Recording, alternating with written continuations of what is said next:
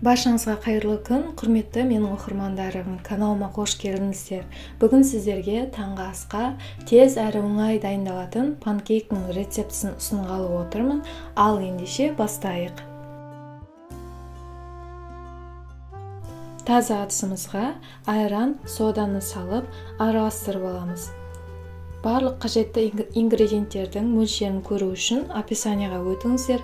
Описанияны көру үшін панкейктің ең күшті рецептісі деген жазудың үстін бассаңыздар, описанияны көре аласыздар.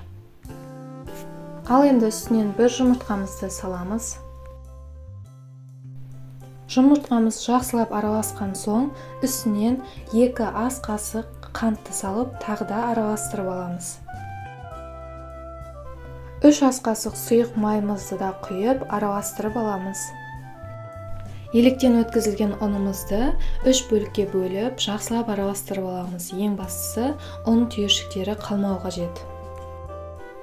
Венчиктің көмегімен араластыратын болсаңыздар, ұн түйіршіктері тез еріп, осындай біркелкі масса тезірек пайда болады. Мінекей бізде осындай қоюлау масса пайда болды. Енді табамызды орташа отқа қойып, аздап қыздырып алып, табамызға жайлап панкейктерімізді құя бастаймыз.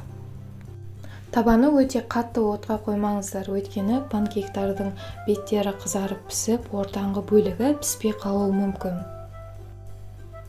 Ал енді екінші бетіне ауыстыратын боламыз. Мінекей бізде бірінші панкейкіміз дайын. Ал енді екіншісін пісіріп жатырмын. Дәл осы рецепт бойынша менде 8 дана шықты, көлемінің үлкендігіне байланысты. Мінекей осымен панкейктеріміз дайын. Міндетті түрде дайындап көріңіздер. Егер осы рецепт бойынша дайындап көрген болсаңыздар, онда комментарийда өз пікірлеріңізбен бөлісе кетіңіздер. Бетіне бал немесе сгущенка құйып, вареньемен араластырып жесеңіздер, өте дәмді болады. Міндетті түрде дайындап көріңіздер.